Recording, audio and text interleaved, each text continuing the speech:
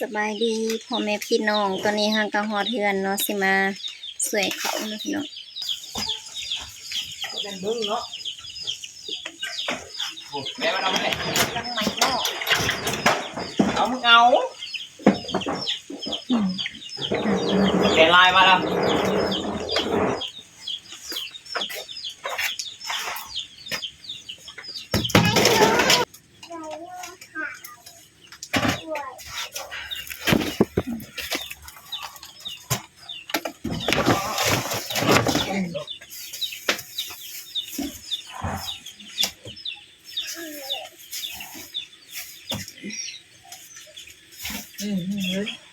มาเปิดตรงนี้นะครับ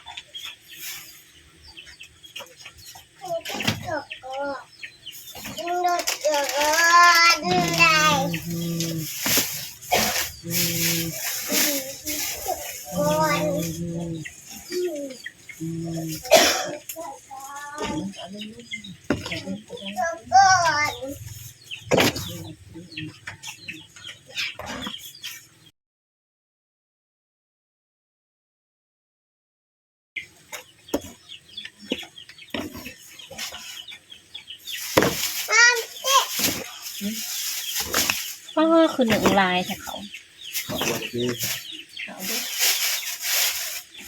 กลุ่มทำในคันแขนเลย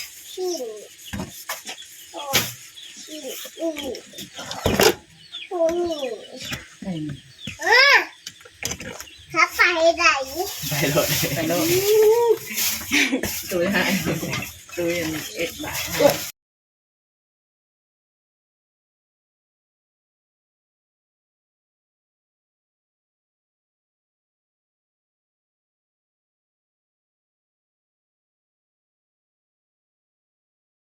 ตำหมักแตงพี่น้อง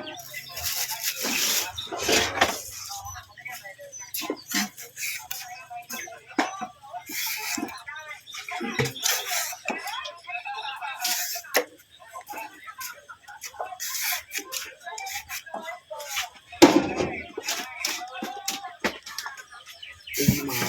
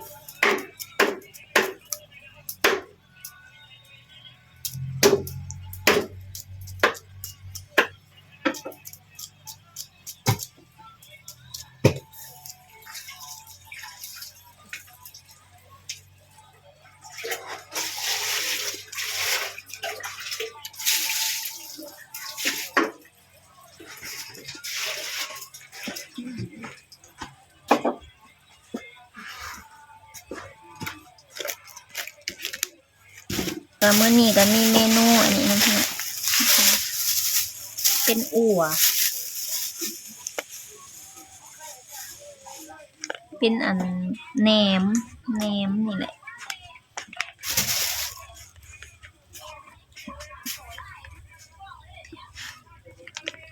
แหนมหมู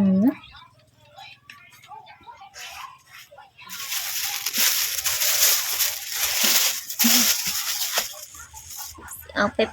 ปิ้งเมนูปิ้งกบ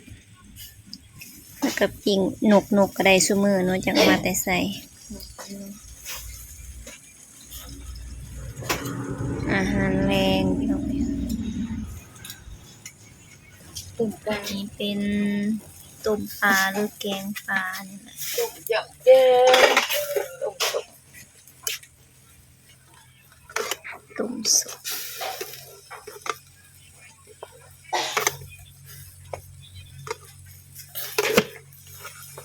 หอมบ่โพดหมอนะมาพี่น้องมื้อนี้สะโฮงสิลงมือตำอันบักแตงเองเนาะ เป็ดแผ่นเป็ด กินได้ก็กินบ่ได้ก็ต้องกินเนาะพี่น้องเอ้ยเฮ็ดแล้วล่ะได้ก็บ่เฮ็ดสะโฮงเฮ็ดเองโชว์ขี้มือก่อน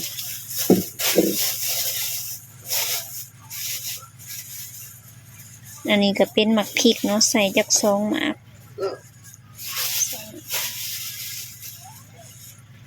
2หมาก3หมากตำเนาะพี่น้องกับโคกแขววองของเฮา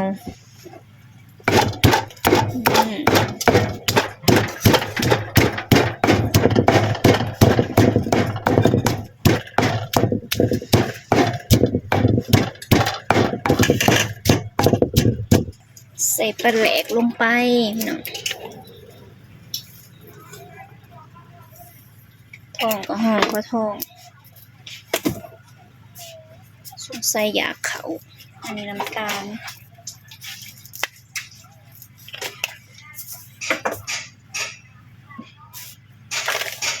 อันนี้แป้งนัว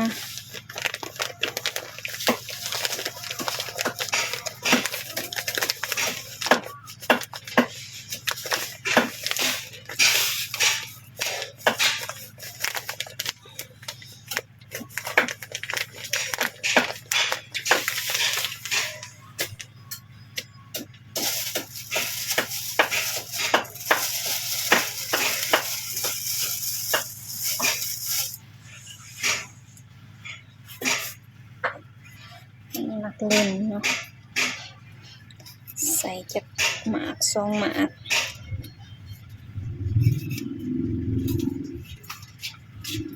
มักนาวบ่มีเนาะใส่มักเล่นแทน จบคนละจบ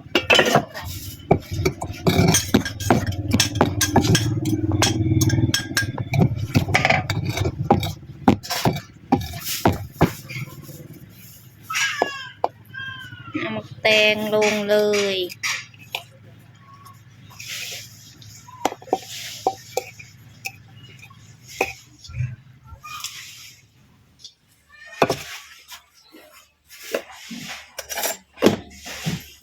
รุนหยวก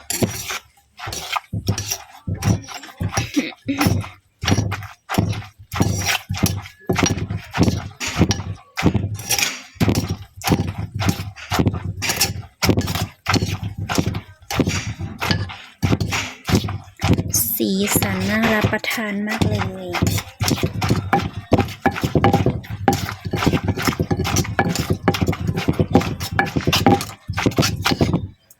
ซีมก่อนเด้อพี่น้อง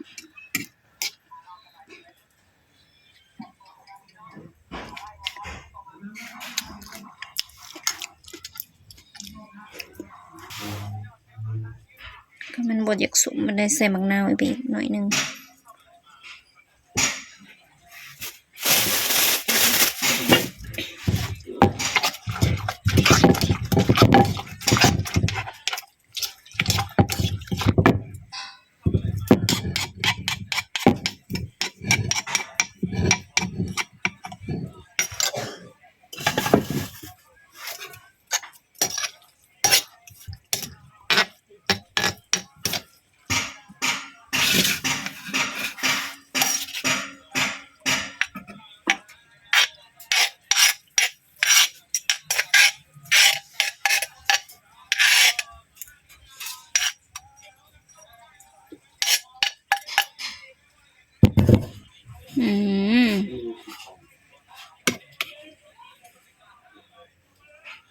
ำแตงสีมือสะหง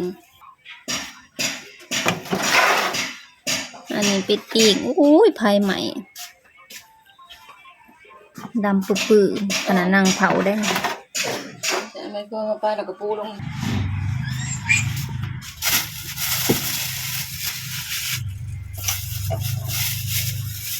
คืออะไรนี่แม่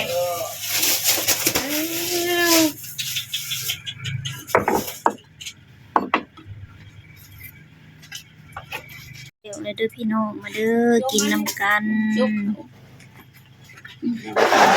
ปลาสำหรับคลิปนี้ก็ขอจบไปเพียงเท่านี้เด้อพอกันใหม่คลิปหน้า นี่กินข้าววะ